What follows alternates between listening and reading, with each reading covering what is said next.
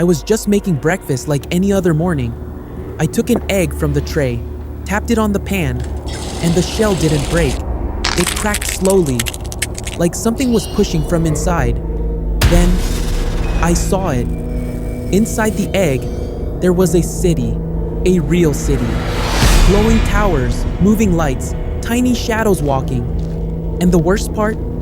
The buildings were breathing. At first, I thought I was losing my mind. I blinked, shook my head, but it was still there. Streets, cars, people, all no bigger than ants. I held the egg closer to my ear, and I could hear tiny voices, laughing, screaming, both at the same time. My hands started shaking. The smell of breakfast was gone, replaced by something else, like metal and rain. The longer I looked, the more I saw. A park, a glowing river, a shadow, much bigger than the rest, moving between the buildings. And then, it stopped. It turned. I couldn't move. I swear. It looked right at me. I dropped the egg onto the counter, but it didn't spill. The city just shook like an earthquake. The tiny cars crashed, the lights flickered, and the shadows started moving faster, toward the edge of the egg. I don't know if anyone has ever seen something like this, but if you've ever had a dream or a moment that felt too real, tell me in the comments. I'm collecting stories, and I will recreate them exactly as you saw them, just like this one. I wanted to throw the egg away, but something stopped me. I picked it back up, and the shadow was gone. That's when I saw the ground of the miniature city starting to crack open. From inside the cracks came light, not normal light.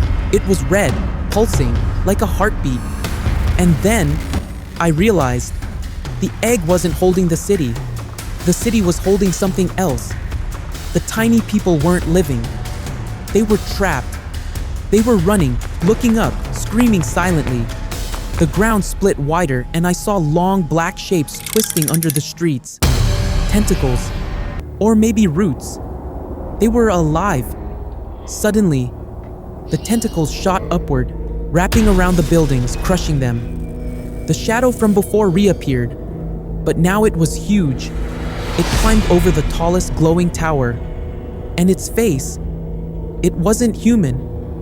It was a mask with no mouth, just holes where eyes should be, and black smoke pouring out of them. My kitchen lights started flickering. The egg began to feel hot in my hands. My vision blurred. And then, I heard it, breathing. Not from me, not from my room, from inside the egg, slow, heavy, like it was waiting for something. The mask turned again, staring right at me. And then it smiled, not with a mouth, but with the cracks on its face. They opened wider, wider, until all I could see was darkness. I felt my body freeze. The egg broke, not with a shatter, but like a door opening. The darkness inside pulled at me, like it wanted me inside that tiny world. And the last thing I remember was falling into that city, my feet hitting the glowing streets, the tiny people looking at me and whispering something I couldn't understand. I woke up on the kitchen floor. The egg was gone. My hands were empty. The pan was cold. I laughed, telling myself it was a dream. But then, I saw it. On my shirt were tiny footprints, and in the middle of my palm, a crack, still warm.